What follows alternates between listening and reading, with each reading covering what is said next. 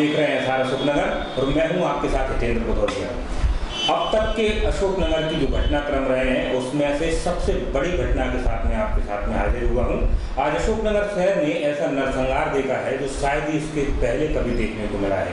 एक सरभरे bank guard ने एक के बाद एक अंधाधुंध गोलियां चलाई और इस गोलियों के जो है चलाने के दौरान उसने अपनी पत्नी को मारा, पड़ोस में रहने वाले 2 भाइयों को मारा और इसके बाद खुद को भी गोली मारकर आत्महत्या कर ली।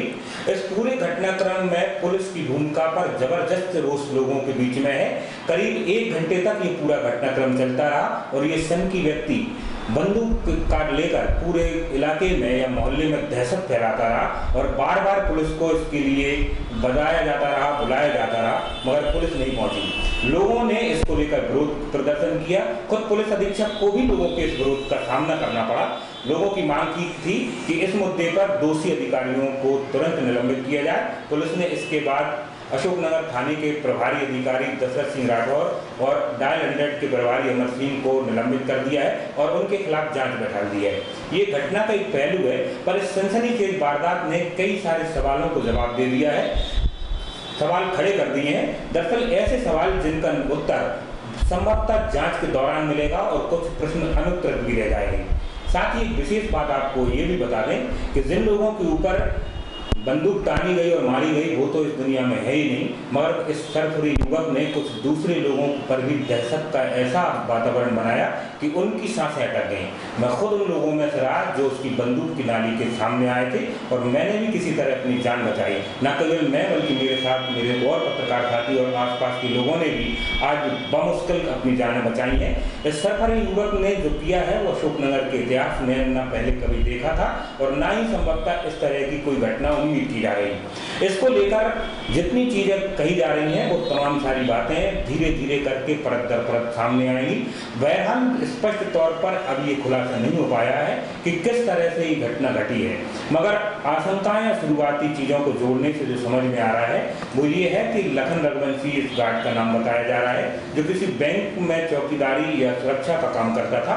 इसने पहले अपनी पत्नी को गोली मारी है और इसके बाद बंदूक लेकर पड़ोस में रहने वाले दोनों भाइयों की खोज की है। इस दौरान इसने पहले विकास पर गोली चलाई है और उसको बचाने के लिए उसके भाई संजय पर भी गोली मार दी है। तकरीबन 1 घंटे तक ये पूरा ड्रामा चलता रहा और इसके बाद आखिरी में इसने खुद को गोली मारी है। इस पूरी घटनाक्रम के बाद उस बूढ़ी मां से हमने बात करने की कोशिश की है जिसकी आंखों के सामने उसके दोनों बच्चों को गोली मार दी गई है। फबकते फबकते वो कुछ बता तो नहीं पाई, पर जो कहा वो बहुत ही दहशतनुमा और हैरत अंगेज करने वाला है कि सनक के हद तक जो है लोगों की जारी हो सकती है और इसके कितने गंभीर और बड़े परिणाम सामने आ सकते हैं। इन दोनों मृतक भाइयों की मां जो वृद्ध है और पूर्व से ही परेशान रही है, उसने कहा है कि मेरे सामने मेरे बच्चों को मार दिया और इसके बाद उसको और दूसरे लोगों को भी इसने मारने की प्रयास किए। किसी तरह इन लोगों ने अपनी जान बचाई है, मगर देखते ही देखते मां के सामने उसके दोनों लालों को इसने छीन लिया है। इसके अलावा इस आसपास रहने वाले और दूसरे प्रत्यक्षदर्शियों का कहना है कि इसके सर पर तो मानो मौत सवार थी। ये खुद मारने से पहले कई और दूसरे लोगों को भी निशाना बना चुका था कि ना गनीमत रही कि वो लोग किस्मत रहे, वरना ये मामला और भी बड़ा हो सकता था। बहरहाल पुलिस फिलहाल 2 लोगों को निलंबित कर दिया है। इसके बाद आक्रोशित लोगों ने काफी देर तक हंगामा किया, रोष जताया और जिला चिकित्सालय में लंबी देर तक मृतकों के पीएम नहीं होने दिए। जब पुलिस ने 2 अधिकारियों को निलंबित कर दिया, इसके बाद पीएम हो पाए।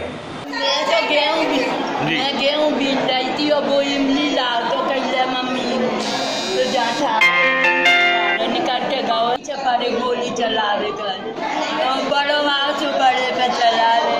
हम तो हम बोलते ही नहीं आते कर। कौन वो जो उसने गोली चलाई वो कौन था? एक मकान में आप किराए से रहता था? क्या नाम था इसका? नाम क्या था? कहाँ का? खुद अपने कोई विवाद वगैरह हुआ? कोई विवाद था? कुछ नहीं। वो मानसिक रूप से विकलांग था क्या? जो अंदर कोई गलती नहीं है। आपके सामने गोली मारी है? हाँ मेरे सामने मारी। एक मोड़ा और है मेरे पति चले गए जो मेरे ब्लेटन पे दोनों को गोली मारी है। उनके बच्चे वगैरह भी दिखे?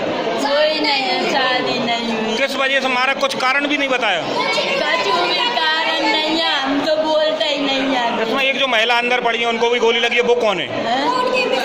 उसको भी गोली मारी है?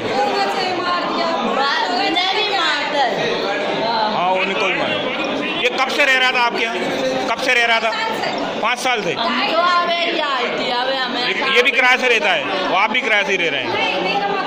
आपका मकान है, वो आपके मकान में किराए से रहता है। कब से रह रहा है वो? 2.5 साल से शिवपुरी से यहाँ रह रहा है। कहाँ HDFC बैंक में गार्ड था? गार्ड की नौकरी करता था। तो कुछ बात हुई थी कि सीधा आके गोली चलाने? कछु भी बात नहीं रही भैया।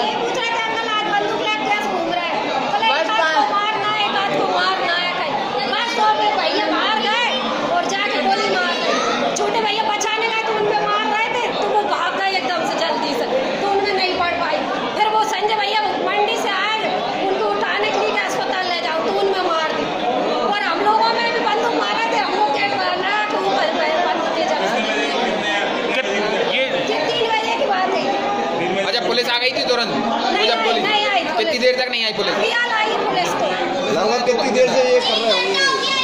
आई होंगी लगभग इसने? 2-3 4 5 6 चला दें, खुद में साइड मिला के 6-7 गोली चला। आपका नाम क्या है? ज्योति जैन। बैंक के सुरक्षा गार्ड के द्वारा अनियंत्रित रूप से गोली चलाई गई, उससे 2 या 3 लोग की डेथ हो गई है। यहाँ पे लोगों का ये कहना है कि पुलिस बहुत देर में आई है। यदि पुलिस समय पे आ जाती तो शायद घटना में बचत हो जाती। और इसमें दोषी जो भी होगा उस पर उनको हम निलंबित करेंगे। पुलिस लोग सर इसमें दोषी पाए गए? 100 1 मिनट 100 डायल 100 डायल।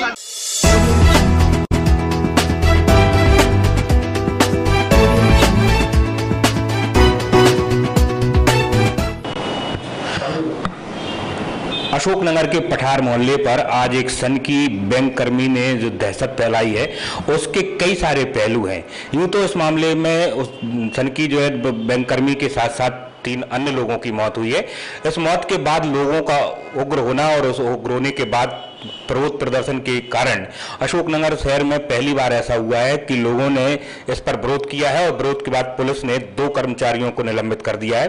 इस पूरी घटना का एक और पहलू ये रहा कि लगभग 1 घंटे तक इस सन की व्यक्ति ने पूरे मोहल्ले में दहशत फैलाई और लोगों पर बंदूक तानते रहा।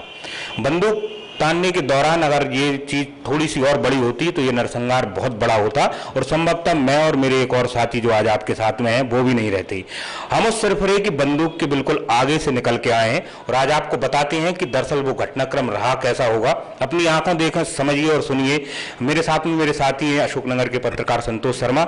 ये हम दोनों जब इस खबर को कवर करने के लिए पहुंचे, हमारे साथ क्या हुआ था और इस तरह की स्थितियां क्या थी, आप उन सबको जानने की कोशिश करेंगे।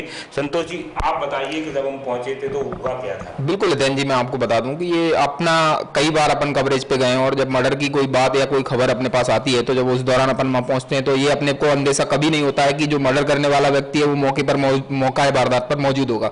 उसी कॉन्फिडेंस के साथ अपन लोग उस गली के अंदर जहां पर उसने मर्डर किए थे और सामने 2 व्यक्तियों की डेड बॉडी पड़ी हुई दिखाई दे रही थी और उसी कॉन्फिडेंस के साथ अपन गाड़ियों के साथ अंदर पहुंचे और जैसे ही अपन अंदर सामने पहुंचे थे तो आप भी देखे थे और आपकी गाड़ी बंद पड़ गई थी। मेरी गाड़ी किस्मत से चालू थी और उसने अपन दोनों के ऊपर एक बंदूक तान दी थी और काफी दूर तक वो अपने पीछे आया था। आपने गाड़ी वहीं छोड़ दी थी और मैं गाड़ी को बैक करके भागा था। मतलब ये मैं मानता हूं कि मैंने मौत को अपने पास से निकलते हुए देखा है। हम लोगों ने मौत को बहुत नजदीक से देखा है और वे कहने में कतई कोई जो है संकोच नहीं कि हमने आज भागकर अपनी जान बचाई है। किसी तरह से हम आज बच गए हैं और मौत को इतने करीब से पहली बार देखा है। आप समझिए कि बमुश्किल 100 फुट की वो दूरी रही होगी जब वो व्यक्ति हम पर बंदूक ताने था और जो बंदूक ताने हुए था वो ऑलरेडी पहले से 3 लोगों को मार चुका था। आप समझिए कि उसके सर पर मौत सवार थी और उसके सामने हम लोग खड़े थे। तो क्या स्थितियां हमारे साथ हुई होंगी मैं आपको बता नहीं सकता कि मेरी गाड़ी बंद हुई और मैं उसको वहीं फेंक के गया हूं और तकरीबन 2 से 5 सेकंड का समय रहा होगा जब वो बंदूक मेरे ऊपर ताने रहा। इसके बाद उसने हमारी पीछा भी किया। इसके बाद की स्थितियां भी अगर आप देखेंगे तो कोई बहुत सामान्य और अच्छी नहीं थी। क्या हुआ था इसके बाद जब बच गए थे तब की? बचने के बाद मुझे मतलब काफी देर तक तो मेरी स्थिति बहुत खराब थी और जब मुझे कॉन्फिडेंस नहीं आ पा रहा था कि वो आदमी अभी जीवित है या नहीं है, मतलब मेरी हिम्मत नहीं हो रही थी वहां जाने की, क्योंकि अपने को वीडियो चूंकि चैनल से है, मीडिया चैनल से, इलेक्ट्रॉनिक मीडिया से हैं, तो वहाँ वीडियो फुटेज की बहुत ज्यादा जरूरत होती है। तो वीडियो फुटेज के लिए अपने को पास तो जाना ही पड़ेगा। तो वो हिम्मत मेरे अंदर नहीं आ पा रही थी कि मैं वीडियो फुटेज बनाने के लिए वहां पास में पहुंचूं। जब एक बार एक बंदूक की आवाज आई थी और ऐसा लगा था, लोगों का कहना था कि ये मर चुका है, लेकिन उसके बाद भी मैं पहले 2 गलियों में देखने गया था कि कहीं इधर से तो नहीं आ रहा, और फिर मैं वहां मौके पर पहुंचा जब उसको कवरेज किया था। दरअसल हम अपने दर्शकों को बताना चाहते हैं कि हमारे मित्र अभिषेक मोदी, सबसे पहले उनको ये जानकारी मिली थी, उन्होंने ही हमको ये बात बताई थी। तो हमारे जहन में ये था कि किसी ने मर्डर कर दिया है और वहां 2-3 लोगों की मौत हुई है। हमने जब जाके देखा तो हमें सबसे पहले 2 डेड बॉडियां ही सामने दिखी थी और जो व्यक्ति खड़ा था हमको ये समझ में नहीं आ रहा था कि इसी ने मारी है। जब उसने बंदूक उठाई और हम पर तानी तो लोग चिल्लाए कि आप यहां से भागिए, आप में गोली मार देगा, क्योंकि हमसे पहले ही वो और कुछ लोगों पर बंदूक तान चुका था। अब ये पूरा का पूरा मामला प्रशासन या खासकर पुलिस की लापरवाही का बनता है।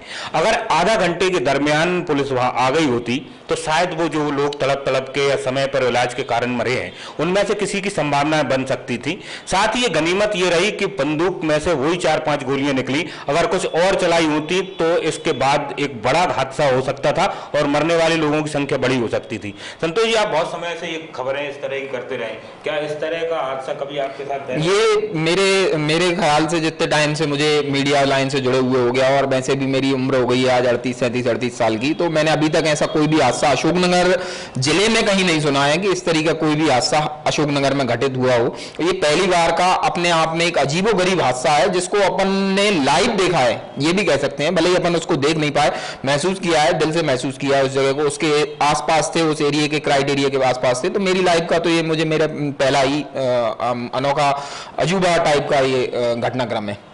ये तो हम अपने दर्शकों को ये बताना चाह रहे थे कि दरअसल वहां हुआ क्या था।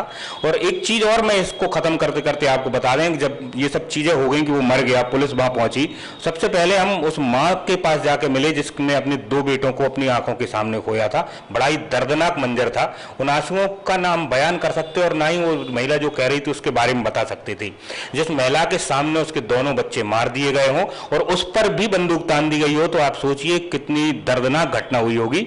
इस घटना अंदाजा बहुत ज्यादा अच्छे से लगाना अभी बेईमानी होगी, क्योंकि समय के साथ साथ प्याज की तरह परतें उखड़ेंगी और अभी तो ये भी तय नहीं हो पाया कि आखिर इस घटना के पीछे उद्देश्य क्या रहा था। जैसे जैसे ये चीजें सामने आएंगी इस मामले को हम लगातार कवर करते रहेंगे, इस पर देखते रहेंगे।